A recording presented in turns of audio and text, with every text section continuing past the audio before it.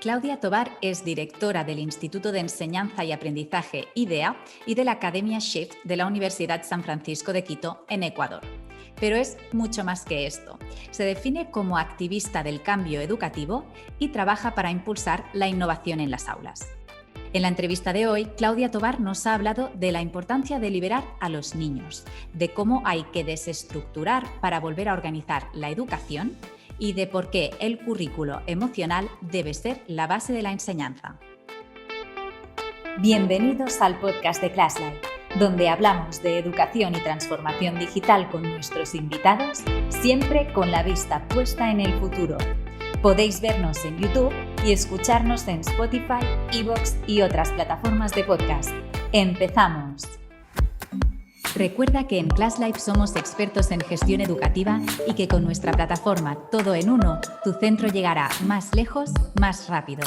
Visita nuestra web para descubrir cómo ClassLife puede transformar tu día a día. Hacemos conexión con Ecuador para saludar ya a Claudia Tovar. Hola Claudia, ¿cómo estás? Hola Silvia, un gusto estar aquí. Un placer tenerte con nosotros. Vamos a empezar hablando de ti y de lo que haces, porque haces muchísimas cosas y trabajas en muchísimos proyectos, así que vamos paso a paso. Primero de todo, cuéntanos, ¿qué es IDEA? IDEA es el Instituto de Enseñanza y Aprendizaje. Es un instituto que lo abrimos hace aproximadamente 12 años con la iniciativa de mejorar la calidad educativa en el Ecuador. Ha sido realmente un desafío con este instituto ir viendo cómo ha evolucionado con sus distintos proyectos y lo lindo es que ha sido una alimentación de docentes para docentes. Tenemos un alto involucramiento de profesores de aula que están todo el tiempo alimentándonos con artículos, con ideas, incluso se ha convertido en conferencistas para apoyar a este proyecto que ya se ha vuelto como emblemático a nivel nacional. Entonces es como fomentar esta comunidad educativa, ¿no? y que todos los formadores se ayuden entre ellos, ¿no? Y compartan sus conocimientos y sus experiencias. De acuerdo, porque además como que la formación y la capacitación, por lo menos en Ecuador, siempre ha sido visto de que el experto viene a traer como lo último en tendencias, en investigaciones para el aula, pero realmente el que está el día a día en el aula luchándoles es el profesor y a veces como que quedan este divorcio entre la teoría y la práctica. Nosotros dentro de lo posible tratamos de que las capacitaciones sean lo más conceptualizadas a la realidad posible, entendiendo además que hay muchas realidades. En un mismo Ecuador tenemos tantas realidades educativas que es difícil generalizar cuáles son las mejores prácticas. ¿Las mejores prácticas para qué? La pandemia, por ejemplo, fue el mejor ejemplo de cómo esta famosa frase, ¿no? Que empezaron a decir en la pandemia de que todos estábamos en la misma tormenta, pero en diferentes embarcaciones. Muchos docentes, unos estaban en su casa con internet, con sus computadores, con sus plataformas y con sus aplicaciones. Y otros estaban tratando de enviar tareas por WhatsApp porque era la única forma de llegar a sus estudiantes. Otros dejaban las tareas en la tienda de la esquina y ese era el mecanismo que los padres una vez a la semana recogían las tareas en papeles y así mantenían algo de continuidad educativa. Entonces, creo que mostramos que hay estas distintas realidades y si nosotros queremos apoyar la educación tenemos que reconocer esta diversidad de condiciones que tenemos. Totalmente. Otra de los proyectos en los que trabajas es Shift Academy y ahora quiero que me hables de este proyecto también. Shift, en cambio, es un poco más nuevo, es mi bebé más pequeñito, más jovencito. Shift Academy nació en el 2018 y nació justamente con la iniciativa de decir, ya IDEA venía apoyando la calidad educativa fuera de la universidad. Nosotros somos parte de una universidad privada, la mejor en Ecuador, rankeada por rankings internacionales. Somos una universidad privada de artes liberales. Y IDEA es de este instituto que va para afuera, ¿verdad? Entonces nosotros siempre íbamos a los colegios, a los profesores, a decir cómo mejorar la calidad educativa, pero no había una unidad interna en la universidad que nos permita vernos para adentro y vernos cómo nosotros podemos innovar dentro de la universidad. Entonces, creamos Shift Academy con las ganas de hacer una unidad de educación superior que esté en constante movimiento y por eso el nombre es Shift. Entonces, es como que, así como la tecla Shift en el teclado nos ayuda a cortar pasos, a ser más eficientes, y la definición de Shift es transformación y cambio. La idea es que Shift Academy ahora se convirtió en una unidad de transformación de infraestructura, de metodologías y de currículo dentro de la universidad para estar justamente a la vanguardia cuestionándonos cómo podemos estar siempre en movimiento. La idea no es buscar una metodología, es cuestionarnos y cuando la apliquemos decirnos y tal vez deberíamos buscar otra. Entonces, eso es lo que es Shift. Entonces, son dos unidades que si bien las dos se enfocan en innovación educativa, una es para educación K12 y la otra es para educación superior. Claro, así ya tienes casi todo cubierto. Pero además, por si esto no fuera suficiente, sabemos que eres editora jefe de la revista Para el Aula. Cuéntanos más sobre esta publicación.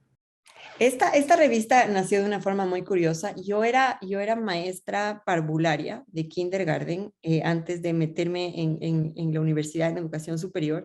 Y me acuerdo que a mí me encantaba coleccionar revistas para docentes y recortar y poner en mi clase los pósters que venían, pero siempre carecía de una revista que me actualice con las últimas tendencias educativas del mundo. Y me acuerdo en ese momento acercarme a mi jefa y le pregunté, le dije, ¿cuál es una revista en español de calidad que yo pueda leer de artículos educativos?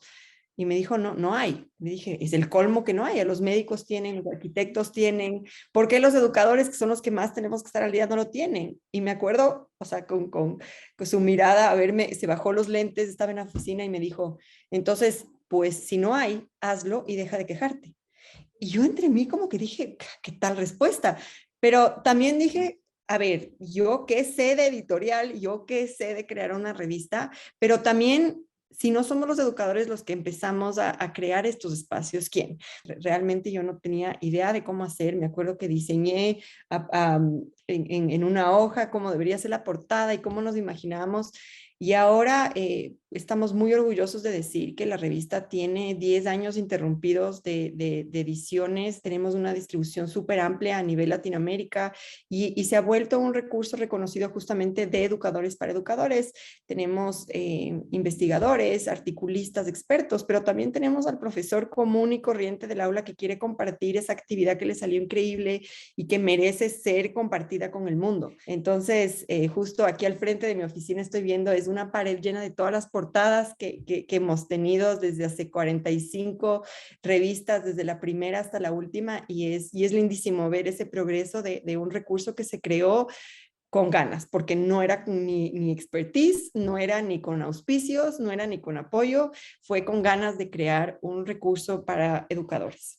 No, claramente es totalmente vocacional porque además es que cubres desde el kindergarten hasta la universidad y además tienes 45 revistas a tus espaldas, ¿no? Y además estás involucrada en otros proyectos dedicados a la innovación y haces incluso TED Talks. No te voy a preguntar cómo logras hacer todo esto, cómo te entra todo esto en la agenda, pero sí te quiero preguntar por estas charlas, por estos proyectos, ¿qué es lo que buscas con ellos? La verdad es que cuando empecé mi proceso de doctorado, había un término que a mí me movió mucho el piso y yo me identifiqué mucho, que era esta idea de convertirse en change makers, en agentes de cambio. Ese concepto para mí creo que me identificó de todo lo que yo había hecho antes y no le había puesto nombre. Y después de acabar el doctorado, que lo acabé en plena pandemia en el 2020, me acuerdo en el peor encerrón, defendiendo la tesis, ahí fue cuando descubrí, dije, realmente sí, me encantan las aulas y me encanta enseñar y he sido capacitadora por muchos años ya dentro de IDEA también, pero realmente dije, ¿cómo amplío este espectro de invitar a otros a ser agentes de cambio también? Entonces, fue eso lo que motivó que en el 2021 me parece que ya empezaron las aplicaciones para un TEDx que iban a organizar aquí en Quito y dije, este es mi momento. Y me acuerdo que tenías que aplicar con una idea súper novedosa y que no se había explicado antes. Y ahí fue cuando nace el concepto que ahora ha tomado mucha fuerza, que es liberen a los niños. Este hashtag liberen a los niños nace en el TED con las ganas de compartir cómo nosotros a veces diseñamos procesos educativos como si estuviéramos diseñando procesos de reclusos privados de la libertad. Es como que los procesos educativos han sido diseñados a conveniencia de los adultos y no en función al desarrollo de los niños. Y hay una frase que me gusta compartirlo y es que si un educador un educador que no conoce el cerebro es como un cardiólogo que nunca ha visto el corazón. Y a veces parece que poco sabemos del funcionamiento cerebral cuando diseñamos procesos educativos, porque hacemos todo lo contrario. Sabemos que el cerebro le gusta estar en movimiento y le gusta estar explorando y usar todo su cuerpo para alimentar todo el conocimiento. Tenemos a niños sentados en pupitres por 6 horas sin moverse, diciendo, no converses, no te muevas, no es hora de ir al baño. Entonces es como pareciera que estaríamos haciendo en contra de lo que sabemos del funcionamiento cerebral. Sabemos que las emociones, por ejemplo, son el habilitador para nosotros hacer conexiones profundas del aprendizaje que hacemos, y las emociones son las que realmente habilitan y permiten el paso al aprendizaje. Y sabiendo esto, hoy 2021, con la tecnología que tenemos ahora de resonancia de imagen funcional cerebral, parece que ignoráramos y sacáramos las emociones del aula, como primero como si eso fuese posible y segundo como si eso hiciera algún bien. Entonces tenemos, yo creo que a generaciones de niños en donde queremos que piensen críticamente, pero fomentamos la obediencia en las aulas. Queremos que se cuestionen, pero les castigamos si no siguen reglas.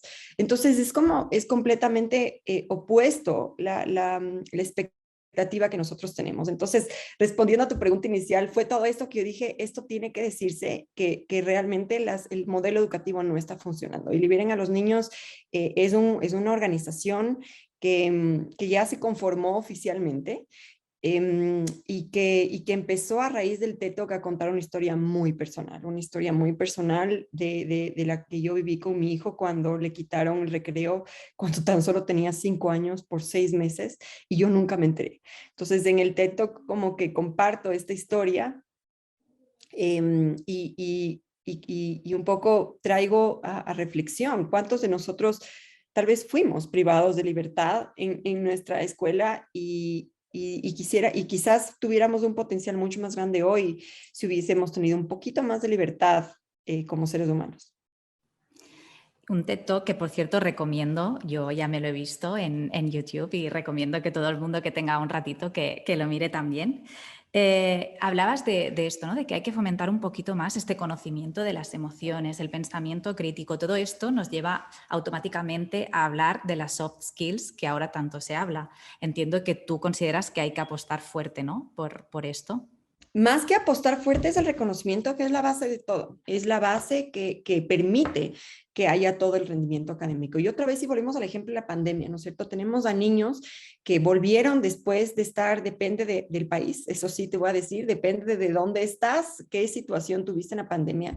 En Ecuador, lamentablemente, tuvimos casi 18 meses de encierro absoluto, de niños que no tuvieron contacto escolar por 18 meses. Entonces, cuando hablamos que niños, por ejemplo, a los 5, 6, 7 años, fueron privados de procesos de socialización emocional durante 2 años, ellos realmente lo que hicieron es no fortalecer un músculo, el músculo de la socialización. Y pretendemos que al día siguiente, como si nada, ellos ya se olviden de estas emociones y de esta socialización que además está como incómoda, está en niños con muchas fobias, con muchos miedos de volver a la entre comillas, normalidad, de enfrentarse a los amigos en el recreo, a que no les inviten a jugar, no tomen turnos, les vean feo, no sé cómo iniciar un juego. Y nosotros los adultos pretendemos a ver, hay un rezago académico y tenemos que llenar ese rezago académico, como si esa fuese nuestra prioridad. Entonces, ahora lo que estamos viendo en Ecuador, porque nosotros recién volvimos a una escolaridad un poco más permanente en febrero recién de este año, y los profesores y los directivos se quejan de que los niños están desbordados, que no saben por qué están tan desbordados después de volver de la pandemia.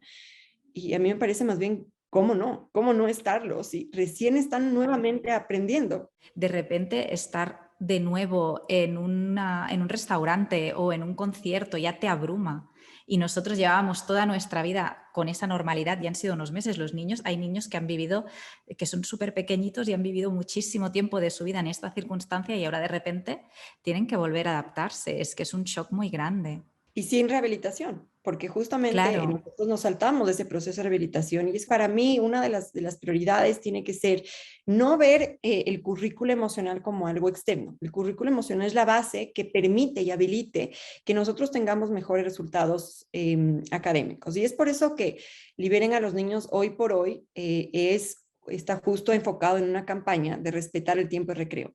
Una de las mejores formas de nosotros apoyar el desarrollo socioemocional de los niños es a través del juego. Entonces, si los niños vuelven ahora a las escuelas y queremos nosotros rehabilitar sus destrezas socioemocionales, lo más importante es que tengan sólidos espacios desestructurados, es decir, sin instrucciones, sin que les digan todos los niños por acá, juguemos un fútbol, no, que sea desestructurado para que ellos se organicen para otra vez fortalecer las destrezas socioemocionales. ¿Y qué es lo que estamos viendo que está pasando irónicamente? Es como otra vez, como si no supiéramos nada del funcionamiento humano. Muchas escuelas están reduciendo el tiempo de recreo. ¿Por qué? Por el famoso temor a que se contagien, porque a veces obviamente hay menos control en los recreos, entonces tienen miedo a que los niños se contagien más. Y como están desbordados, entonces encerrémosles para que no se desborden. Entonces estamos como tomando decisiones irónicamente equivocadas a raíz de todo lo que ya sabemos y no les estamos permitiendo a los niños reforzar. Entonces, la campaña ahorita está enfocada en que se respete el tiempo de recreo como mecanismo de rehabilitación socioemocional. Claro, hablas de desestructurar para organizar, que parece un poco paradójico, pero es que realmente tanto en lo que comentas ahora como en tus charlas y en los artículos que hemos ido leyendo, hablas de la necesidad de cambiar los elementos que conforman la enseñanza para mejorar la educación. ¿Esto también lo aplicarías a nivel digital? Yo creo que es una invitación de que hay muchos factores que han insertado en este concepto que yo le pongo como un ecosistema. Pensemos que la educación es un ecosistema que tiene muchos factores que interactúan entre sí. Entonces, ¿cuáles son los seres vivos? Evidentemente, los estudiantes, los maestros, los profesores. ¿Cuáles son los seres no vivos? El currículo, los libros de texto y la tecnología. Cada uno de estos elementos tiene una relación directa. Si nosotros introducimos un nuevo elemento en este ecosistema, las esferas van a cambiar, de alguna u otra forma toda la interacción va a cambiar. Entonces, en su momento, los libros de texto, por ejemplo, después de la Revolución Industrial vino la imprenta y la imprenta causó un impacto importantísimo en la educación de tener acceso a literatura, ¿no es cierto? A información letreada que se incluyó en las escuelas. En su momento, los libros de texto fueron esenciales. Ahora, hoy por hoy, los libros de texto ya no tienen ese impacto. Ahora es otro factor, que es la tecnología. Y tenemos que nosotros ser suficientemente hábiles para entender qué especies están siendo introducidas al ecosistema. Y una es la tecnología. Y nosotros más bien adelantarnos a entender cuáles son los posibles impactos positivos y negativos de ese factor y usarlos a nuestro favor. No quedarnos como espectadores diciendo, uy, los niños, el TikTok, qué miedo, las redes sociales. Ok, eso es una descripción de la situación. ¿Qué vamos a hacer con eso? ¿Y tienes idea de cómo haríamos esta introducción a nuestro ecosistema educativo de las tecnologías? ¿Cuál crees que es el siguiente paso a hacer para transformar la educación? Creo que la pandemia fue este ejercicio, no puedo decir que fue bueno porque obviamente ha traído una tragedia mundial impresionante, pero sí creo que ha sido una oportunidad impresionante para romper la inercia que tenía la educación desde hace muchos años. Fue un momento de que parecía que una fuerza mayor quería enseñarnos que la tecnología potencialmente puede ser muy buena. Y la tecnología, si bien fue una de los habilitadores para que haya algo de continuidad educativa en el mundo, porque fue el habilitador que nos permitió estar en contacto, que haya clases por Zoom, fue una herramienta que nos ayudó a tener continuidad, buena o mala. En su momento lo usamos como mejor lo supimos. Pero creo que ahora, post pandemia, sabemos que definitivamente la tecnología nos permite personalizar el aprendizaje. Nosotros sabemos que no hay dos cerebros iguales. Los cerebros evolucionan a diferente ritmo, los cerebros funcionan a diferentes estímulos de diferente manera. Entonces, el pretender que un docente enseñe de una manera y llegue igual a todos los estudiantes del aula es un poco ignorar años de desarrollo neurocientífico.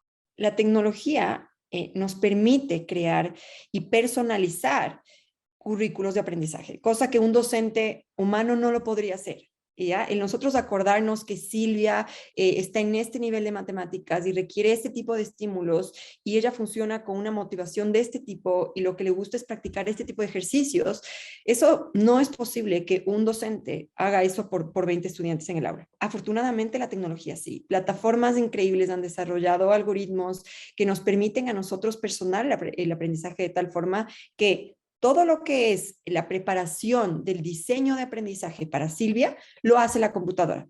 Y eso no quiere decir para nada que el docente no es necesario. Las máquinas siempre van a ser mejores máquinas, pero nosotros siempre vamos a ser mejores humanos. Entonces, dediquémonos a ser humanos y no máquinas. Siguiendo un poquito este camino, ¿no? Buscando este equilibrio perfecto entre el factor humano y el factor digital o tecnológico, ¿cómo crees o cómo te gustaría que fuera la educación en 2050? 2050 ya no está tan lejano, ¿no? ¿No? Em, Creo que en general la educación, no solamente la educación K12, sino la universidad, yo la imagino como un espacio donde entras y sales. La educación continua es algo que tiene que instalarse mucho más. Nosotros dedicamos los primeros 18 años a una escolaridad formal y después dedicamos 4 años quizás a una profesión, ¿no es cierto? Y nos graduamos con alguna carrera, pero de ninguna manera a los 21 años acabaste de aprender, más bien estás recién empezando a explorar el mundo y con el conocimiento que cambia tan rápido, esto requiere de que nosotros estemos en una constante actualización. Entonces, sobre todo los primeros años de vida, la primaria, es donde nosotros solidificamos las dos destrezas más importantes que vamos a tener y que les vamos a utilizar en toda la vida, que es la aritmética y la lectoescritura. Esas dos herramientas, indiferente de la carrera que sigas, indiferente de la profesión que sigas, van a ser las dos únicas herramientas que van a ser el habilitador para el desarrollo. Si nosotros hacemos que esos primeros años tengan componentes lúdicos, de disfrute, de aprender a aprender y además disfrutar aprender, vamos a estar asegurando las sólidas bases para todo el aprendizaje a lo largo de la vida. Entonces, para mí, la etapa más importante del desarrollo humano es hasta los 10 años. A partir de eso, para mí, es una escuela de la vida, en donde todo el tiempo tenemos que estar inmersos en una actualización constante de destrezas que nos permitan florecer únicos, porque eso es lo que el mundo ahora laboral quiere. Estas personas que tienen esas combinaciones tan únicas de profesiones que son químicos, pero también artistas que desarrollan pinturas biodegradables con la sostenibilidad. Y es como, ¿de dónde salen estas profesiones tan increíbles? Y es de la capacidad que alguien les dijo, combina, combina. Y por eso las artes liberales a mí me encantan como formación. Pues ya veremos si en 2050 conseguimos todos estos empleos tan creativos y tan locos y tan maravillosos.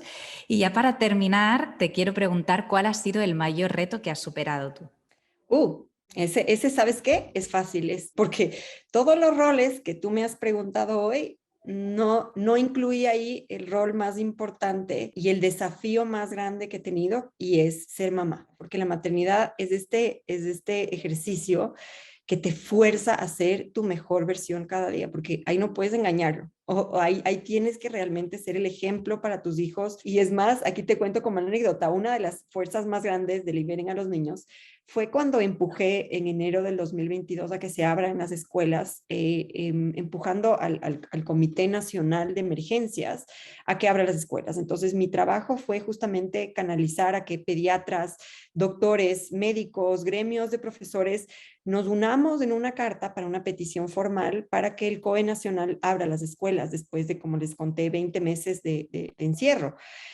Y recibía muchos mensajes, ¿no? Que me decían, Claudia, gracias por hacer esto por nuestros niños, gracias por ser una libertadora y activista por nuestros niños, todos te agradecemos. Y yo entre mí decía, en verdad es la acción más egoísta que he hecho porque yo lo hacía por mis niños, o sea, yo les veía sufrir todos los días en casa y decía, esto tiene que acabar. Y el mensaje fue por los tuyos y por los míos también, porque yo sabía y lo vivía a flor de piel que la escuela virtual no era una solución para mis hijos, necesitaban socializar, necesitaban volver a la realidad. Y eso fue lo que empujó. Primero, el ser madre. Antes de que ser educadora, creo que mis acciones siempre han sido motivadas de regresar a ver a mis hijos y ver qué necesitan ellos y imaginarme, seguramente esto lo están necesitando muchos niños. Entonces yo lo hago por los míos y por todos. Pues con este reto nos quedamos, Claudia, y aprovecho este cierre de entrevista para decirte que para mí ha sido un placer poder hablar contigo. Me encanta poder charlar con mujeres como tú, que luchan cada día por encontrar su espacio en el sector de la innovación, que no siempre es fácil por ser predominantemente masculino, no por falta de talento femenino, sino por falta de espacio. Así que muchas gracias y un placer. No, gracias a ti, me ha encantado esta conversación y gracias a Class Life por darme el espacio de contar estas anécdotas. Gracias también a todos los que nos veis y nos escucháis. Os invitamos a que dejéis vuestras inquietudes en los comentarios y a que os suscribáis a nuestro canal. Y recordad, keep empowering education.